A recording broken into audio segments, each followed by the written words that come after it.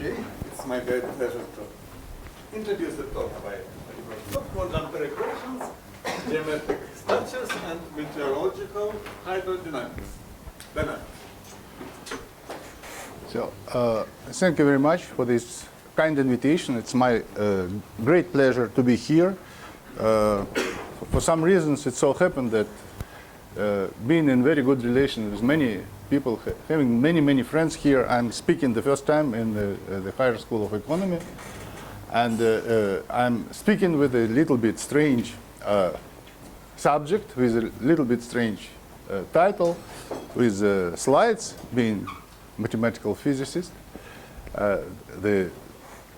Maybe I have no rights to call myself mathematical physicist, especially knowing that this is not very respectful title in this audience. Anyway, I will speak about the Monge-Ampere equations. This is a common point of my long interest in the geometry of these equations and the subject of this interesting workshop. I'm sorry to use the slides. Just, you know, my favorite joke, which the first time I read, one British royal fellow said that I think he's a number theorist. He said that gentlemen used a blackboard. Common people from time to time can use just these slides. And I have no good word for those who use this modern computer type presentation. So I'm sorry for this. I will speak about geometric structures and their applications, of course, not serious. Sorry. What?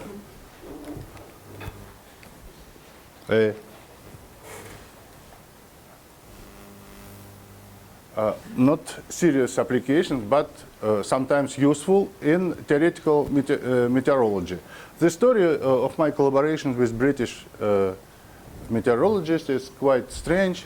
It is just absolutely coincidence. I was on the next chair in the airplane from Moscow to Paris with some of French, Russian physicists who are working in this subject, and we just discussed, what are you doing? I'm doing quantum groups and Poisson structures, and I'm doing hydrodynamics and meteorology. By the way, you're a mathematician, maybe you know someone who knows what the Monge-Ampere equation is. So you see, when I was young, I wrote a few papers about Monge-Ampere equation. So he said, do you want to go to Cambridge? I said, why not? And then I came to Cambridge, and people met me, like you probably, like a stranger. I spent 1 week in quite calm and nice atmosphere, spoke with Andrei Nikolaevich Turin, finished my paper about Hitchin systems and their matrices. And then one of British meteorologists came to me and said, I have a question to you. We have a model, and in this model everything is okay, but something wrong with this model. This model has complex coefficients, and we don't understand how this, in our science, complex coefficients appears. It's something wrong. And then I looked at this, and I saw something. I saw very interesting and very easy answer to this question, and that I will speak about this. So I will start about the description of Monge-Ampere equation using symplectic and possibly contact geometry. About contact geometry, I have no time and no intention to speak today. I will speak about only symplectic geometry. It means that I will speak about some restrictive class of Monge-Ampere operators and Monge-Ampere equations. Then I will try to very simply explain some advantages of this geometric approach using symplectic transformation, how one can simplify the probably complicated Monge-Ampere equation and operators. And then I will go to this advertised divertissement about the geometry and hydrodynamics, if I have time.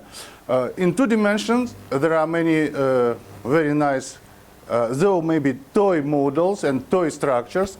and much more interesting in real 3D meteorology and some very simple generalization of usual Calabi-Yau structure, which can be applied to this three-dimensional symplectic Monge-Ampere equation. Again, if I have time, I'm not sure. Anyway, I will start with the end of the story, usually bibliography. I will start with it. Many pieces of my talk, maybe 2/3 of my talk, you can find in the book, which we wrote with two of my colleagues, Alyosha Kushner and Valentin Lechagin from Tromsø, Norway. And this book was published in Cambridge University in 2007. And this nice, maybe not nice, but I like him. This is a cat. There are many cats inside of this book, and this cat, they have some function. This cat is called Mentor, and he shows some important part in this book and in my talk as well.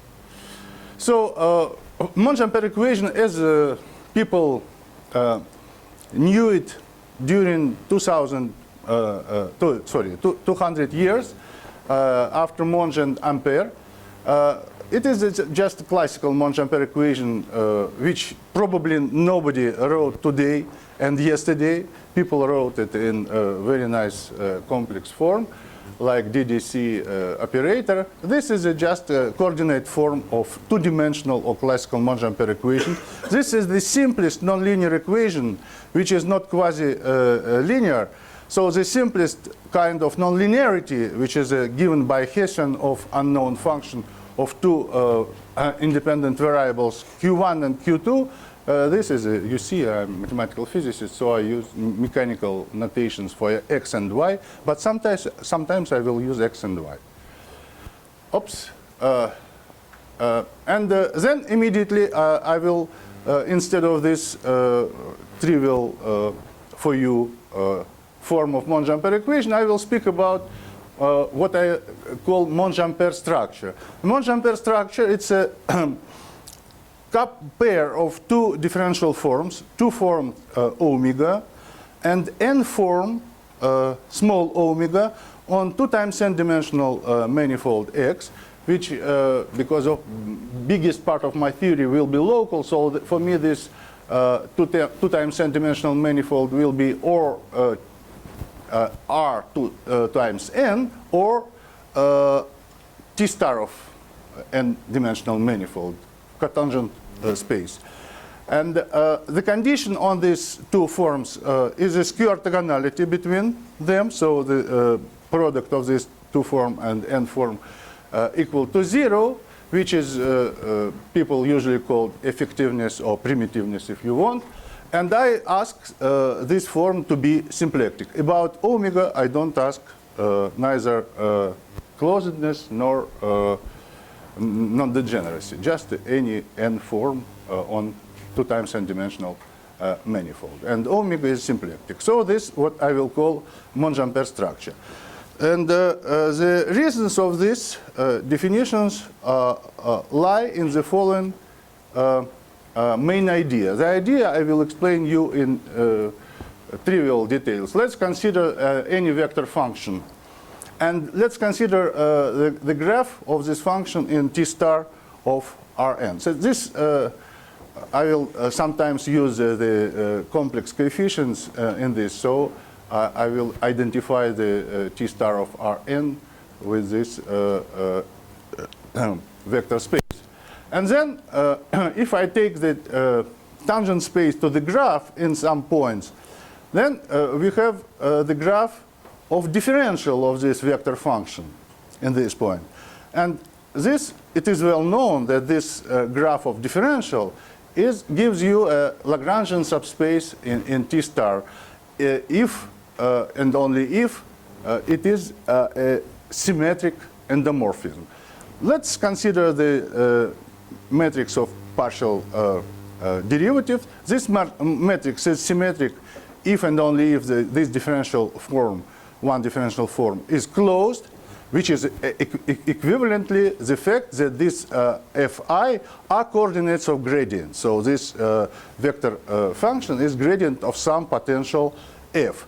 And then if you look the projection of this graph of this gradient on the base space Rn with coordinates x, you see that in coordinates this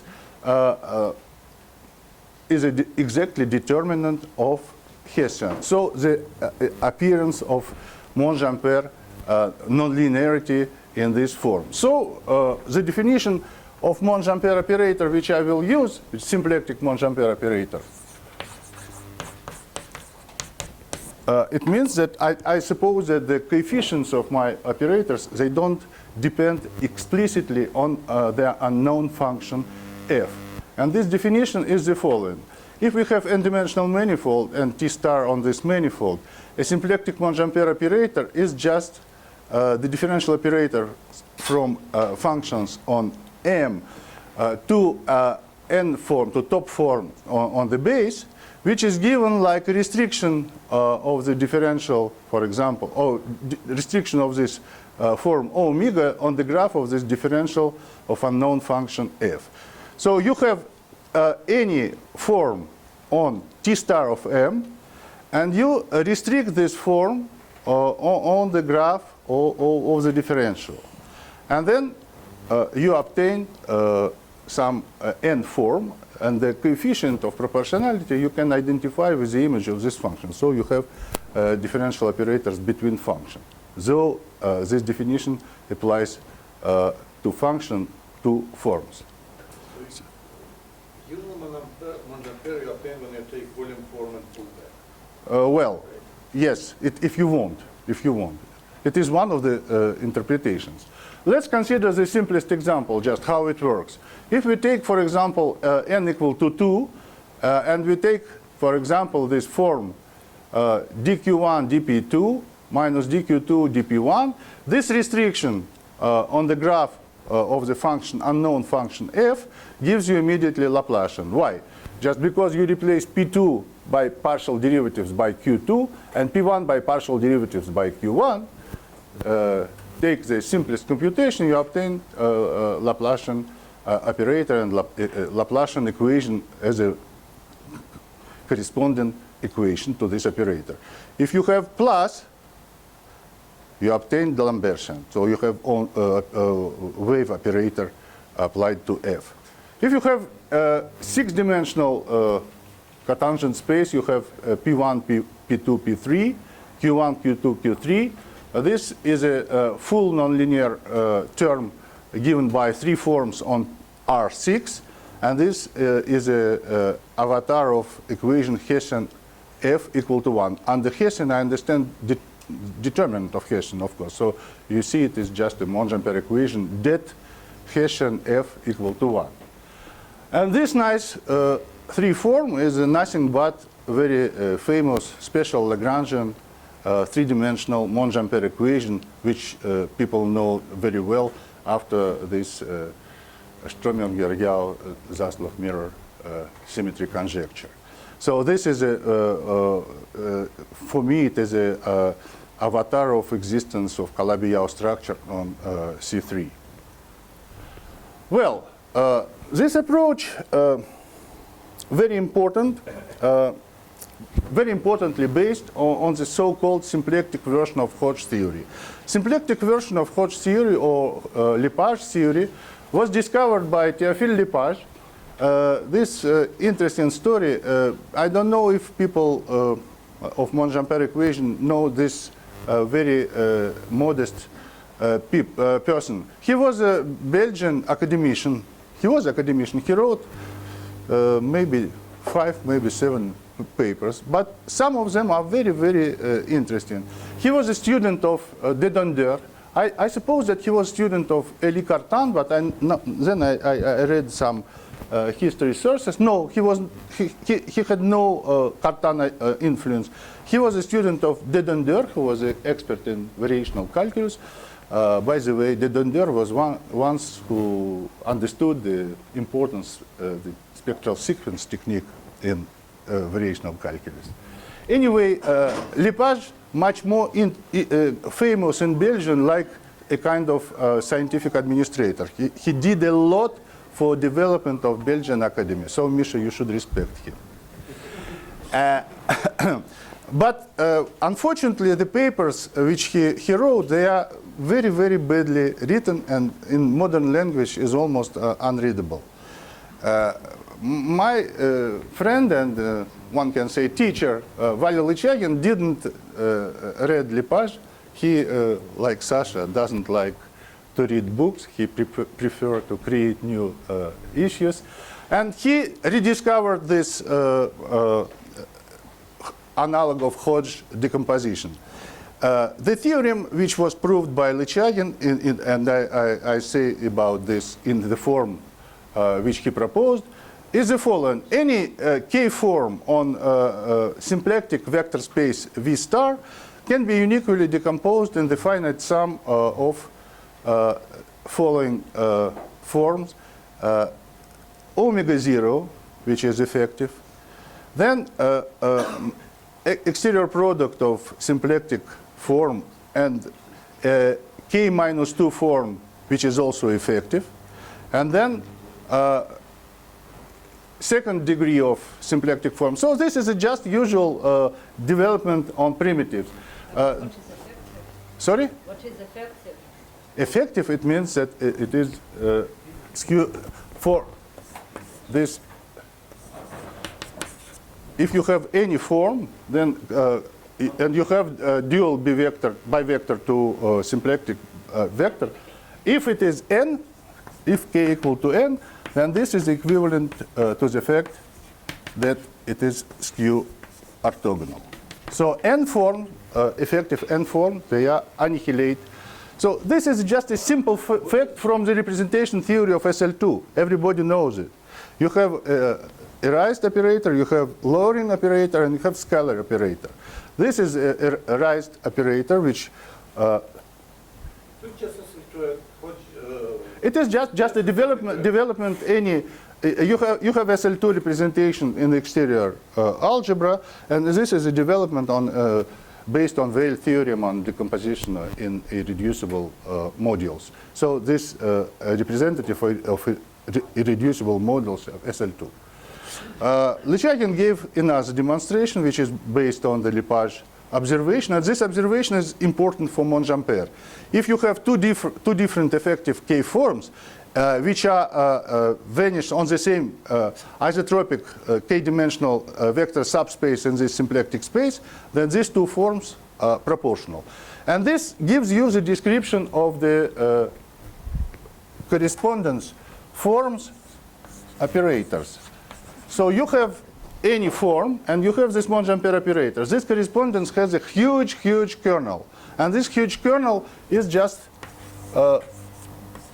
the kernel which generated by symplectic form. Symplectic form gives you identically zero operator. So if you have two forms which are proportional to symplectic, then they define the same Monge-Ampere operator. And this is a crucial observation in this theory. Now, what one can say about the geometry in this description?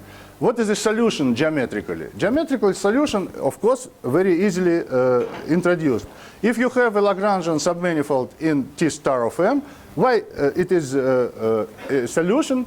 Because if you have the graph of some function, this is Lagrangian, so this function should be usual solution of Monge-Ampere equation. But also you can consider any Lagrangian submanifold, not necessarily a differential of some function. And we can say that if we have this Monge-Ampere delta omega, then any Lagrangian submanifold which is annihilate this form is a solution. Of course, regular solution, it is just a differential of this function. So it is a very natural generalization. If you look geometrically, you see that generalized solution, of course, it is smooth submanifold in T star, but the projection of this submanifold on the base manifold admits so-called Lagrangian singularities. So locally, you have good function, different function, so it is a multivalued solution. And this multivalued solution can have all type of so-called Lagrangian singularities, foldings, swallowtails, etc., etc. And it is interesting that these people from meteorology in mid-80s, they didn't know symplectic geometry, they didn't know such words like Lagrangian submanifold, but they discovered that for their equations, solutions are singular, and these singularities they interpret like atmospheric fronts, like wave fronts. They interpret it like atmospheric fronts. Very, very funny. Here they are. So you see that this is all typical Lagrangian singularities. But the picture, it is not from Arnold's book. The picture is from the paper of Chinovet Porter and Mike Sewell, 1988, with the guys which never heard about Arnold and Lagrangian singularities. And they interpret it like a kind of atmospheric fronts. Well, what we can do with this nice geometric description? We can introduce the notion of local equivalency of Monge-Ampere operators and Monge-Ampere equation. And it is easy because now we can consider two forms which are transformed one in other by local symplectomorphism. And then we see that if we have a generalized solution of the Monge-Ampere given by the F star of omega, then it gives you immediately generalized solution of the initial equation if you take the image of generalized solution of the initial equation. So the transformed equation. And it works perfectly well. Of course, it is not neither me nor Lechagian. We just rewrote it in such a form. But the first, this observation was given by Ampere. Ampere didn't introduce Monge-Ampere equation like Arnold taught us. All theorems which have name of someone, they don't belong to this person. So Ampere didn't introduce this, and moreover Monge didn't introduce it. It is interesting that the Monge-Ampere in symplectic form. And then you obtain in new coordinates, again, Hessian equal to constant. You see, this is new coordinates Hessian, and this is constant. So this is equation which we know how to solve. Of course, only under this very strong conjecture that this potential vorticity, you see how this relates to Hessian. This potential vorticity is uniform, and this is a. But it is very nice for numerical models. For numerical models, uniform potential vorticity, this is a zero level of future approximation. Before, people didn't know how to solve it. You see this picture I showed you. This picture was the only possible. This is a numerical computation of solution of this equation. And this equation, it is equation, roughly speaking, Hessian equal to 1. So we showed that general, very interesting case of semi-geostrophic system can be solved explicitly. And people used it and saved many computer memory. Now, because we are here for geometry, let's speak about geometry. How one can interpret all these things geometrically. Geometrically, Monge-Ampere structure in 4 dimensions gives you immediately two very well-known structures. If you introduce the field of endomorphisms associated with this pair of forms, then you can normalize this field dividing by Pfaffian of your two form. This, I remind you, this is a R4, which is locally T star of R2, or maybe for R2 it's global, but for any manifold you can locally consider this as well. And you obtain an almost complex structure if the Pfaffian is positive, and an almost product structure if the Pfaffian is negative. It is interesting that integrability of the structure, we proved it with Valentin many years ago, integrability of the structure is equivalent to the following condition on the Monge-Ampere. We have this Monge-Ampere operator associated with a form omega, and we consider the question when this Monge-Ampere operator is equivalent to Laplace or to wave operator. So if it is locally equivalent to the equation with constant coefficient, then this tensor G is integrable. So this structure is integrable. Moreover, the normalized form, if you write this form divided by the square root of module of Pfaffian, is closed. It is condition of integrability. And you see that in the case of Laplacian, you have integrable complex structure. In the case of wave operator, you have integrable almost product structure. So you have Pfaffian 1 normalized minus 1 for Laplacian, 1 for Laplacian, minus 1 for wave operator. And if Pfaffian equal to 0, you have parabolic case. You have degenerate Monge-Ampere, very simple operator with constant coefficient. It is interesting, but it is completely another story, which you can write in our book just for curiosity. But these non-degenerate cases are much more important. So how I gave the answer to the question which people from Royal Meteo Office asked me about complex structure. I just immediately said, you identify R4 with X, Y, P, and Q coordinates. You identify it with C2. But you can identify C2 and R4 in many ways. You have a twistor sphere, and each point of twistor sphere gives you some kind of complex structure. And let's consider what's happened when we go from one point on twistor sphere to another. And what, if you want, we have this is a Jacobian, which is defined by Ertel in his potential vorticity. And the Ertel theorem gives you that potential vorticity should be constant in time. These conservation laws can be written explicitly in terms of two-dimensional Monge-Ampere equations. This is, we go to two-dimensional Monge-Ampere equation. This is just Laplacian. This is determinant of Hessian. This is a constant, which I take 1.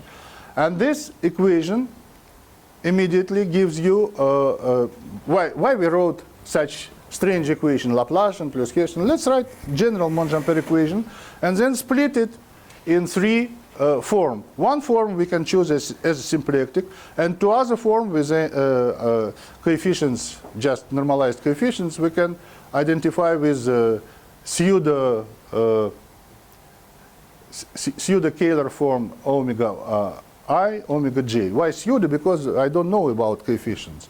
And then we have a kind of hyper-Kähler structure or pseudo-hyper-Kähler structure, it depends. And we can write this hyper-Kähler triple for different values of coefficients. It is interesting that all interesting models which people knew before, like I promised these guys, they correspond to different choice of the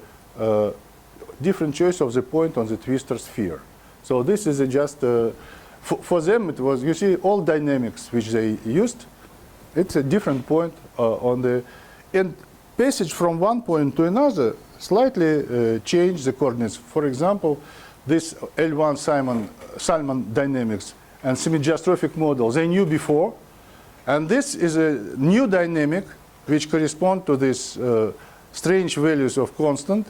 It is exactly the case which they didn't know how to avoid this complex coefficient in front of this square root, because they had this I, and then I explained them that no need to write this I, because it's just a change of complex structures. It's just a kind of rotation on the twistor sphere. And then our classification theorem gives you classification of all almost balanced models with uniform potential vorticity. And this, for meteorologists, it was a big in fact, it is just a trick, just a joke, if you will. Well, now a little bit more serious thing. You know, 12 years ago, Hitchin proposed to his students, Marco Gualtieri, a nice subject for thesis to introduce so-called generalized complex structure. Roughly speaking, the simplest example of generalized complex structure is given by so-called current bracket on the direct sum of T and T star. We have the coupling between elements of T plus T star given by the actions of vector fields, and one forms just by contraction. You can take contraction of this vector field and this form, and this vector field and this form. So you have a product. This product is indefinite, and the current bracket defined like a bracket between vector fields, like action of Lie derivative of vector fields along the vector fields of these basic two forms, and this additional exact term, which you have this, you have just a function after contraction, and so you have this one form. All this is a vector field plus one form. So this again an element of this. And this current bracket is not a Lie bracket.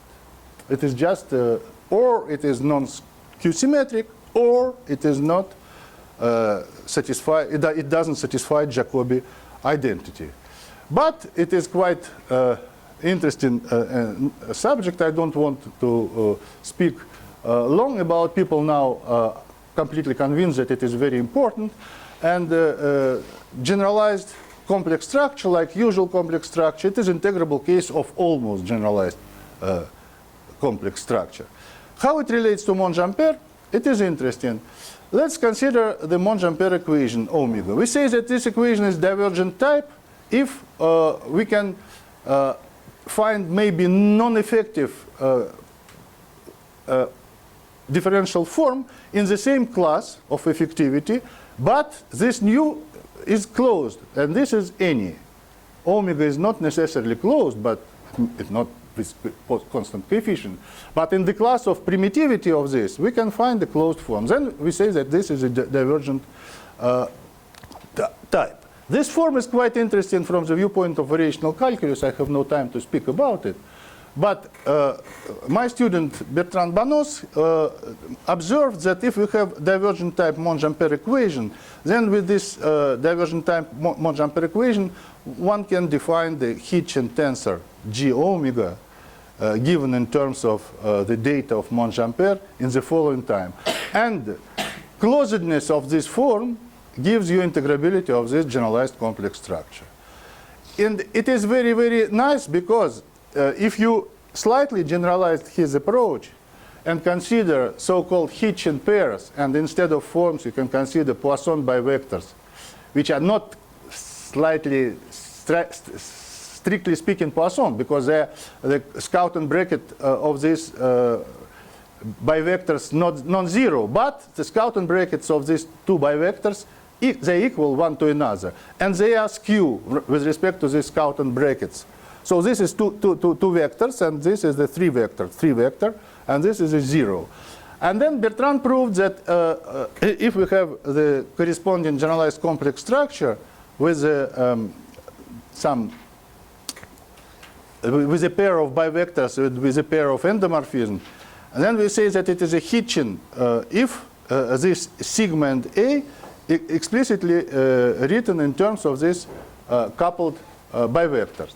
Now, Monge-Ampere equation here appeared in the following context. You have two equations, it's a system, with two unknown functions, u and v, and the nonlinearity of this system, first order system, is just determinant of Jacobian type. So, for example, Monge-Ampere, it is a reduction of this system. This system, naturally called Jacobi system, we wrote about them in our book. And then this is exactly a system which generalized in one hand side Cauchy-Riemann, in the other side Monge-Ampere. Such systems were very well known in hydrodynamics before, such type of system. And it is interesting that this Jacobi system geometrically gives you explicitly Hitchin pair and Hitchin generalized structure. Namely, we have two forms, omega small and omega big. They are not necessarily closed. And we have this field of endomorphism. So we can find this Hitchin tensor G. We say that we have a generalized Lagrangian surface if these two forms annihilate equal to 0 on this surface. So we have Bilagrangian structure, but omega and omega are maybe degenerate and maybe non-closed. And then locally we can give this surface by two functions u and v, and these two functions satisfy this Jacobi system. So this Jacobi system gives you generalized Hitchin structure in the case of integrability. Well,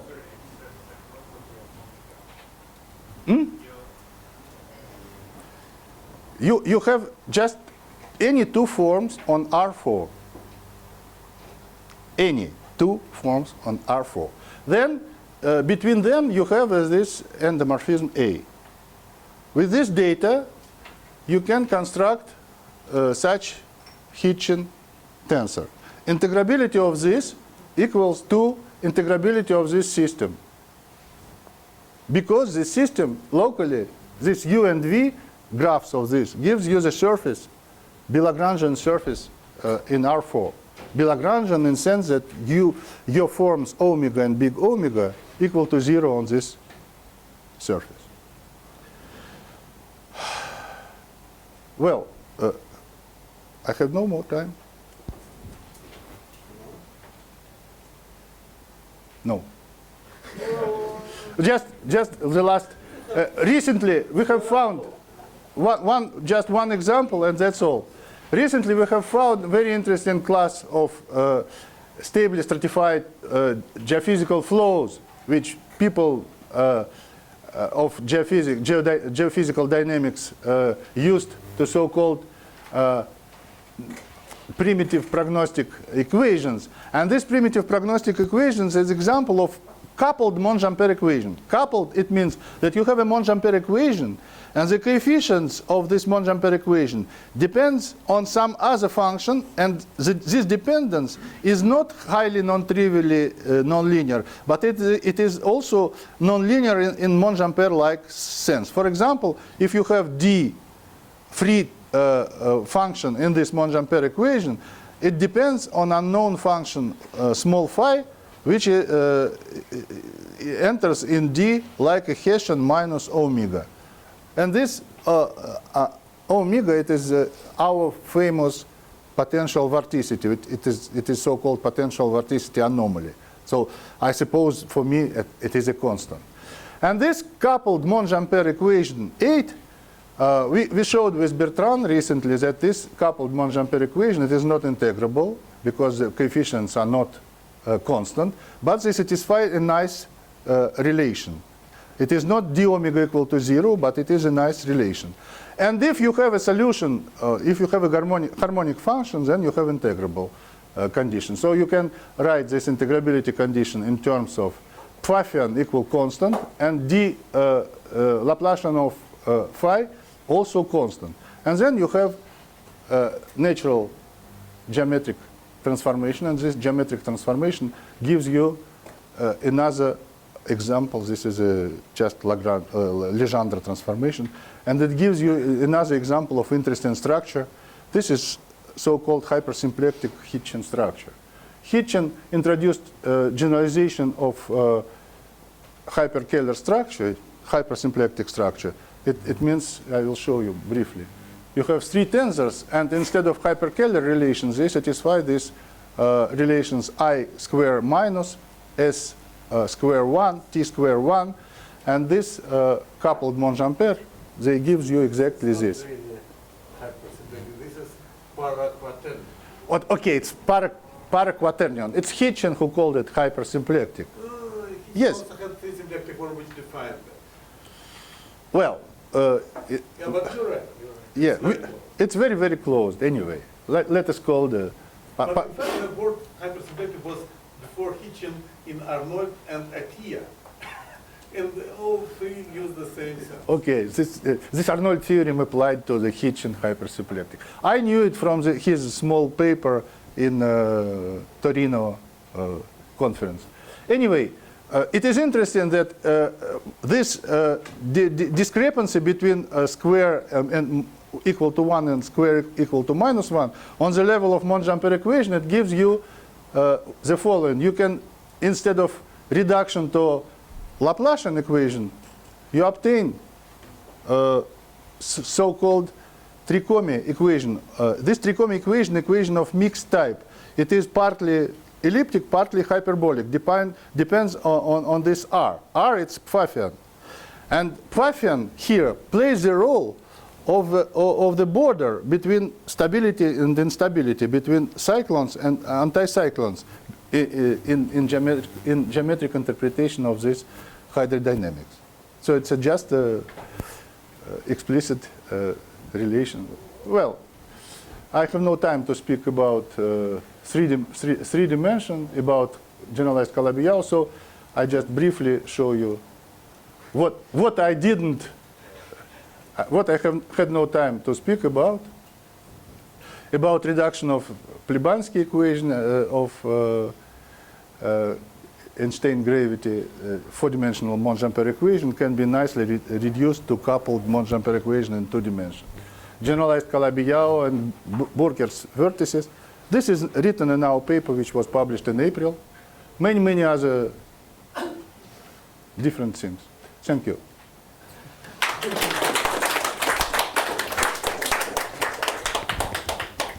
Other questions? So what do you mean really by explicitly solving an equation? Explicitly? Do you mean finding one solution or finding all solutions? No. I'm speaking about local theory. I'm speaking about self-similar solutions, not all. Self-similar solutions with special type of symmetry. Ah, right. Because you were talking about the solution of the axion of U equal to 1. But Of course, it is just. solutions Of course. No, this is nice solution which you can geometrically interpret. okay. That's all. Some extra. And it is funny that Loftin and Yao, they found the same class solution, not this trivial. Because on the other hand, the elliptic theory gives you tons of solutions that Yes, you cannot yes. write down. No. I'm sorry. I had no. Solve it explicitly. You know, I had no time to speak about the full theory of symmetries of Monge-Ampere equations. This approach gives you possibility to classify all pointed symmetries, all contact symmetries, and also a lot of conservation laws, explicit forms, and so on. So if you have this machinery, you can find prescribed type symmetry solution, which is very important. For example, the famous Kadamtsev-Petviashvili hierarchy in soliton equation, it has dispersion full limit. Krichever was very happy to find the explicit solution of dispersion full Kadamtsev-Petviashvili in 3 dimensions. And we have found in 4 dimensions much more general self-similar solutions, which contains, of course, Krichever contains an hour after dimensional reduction. More questions? Thank you very much.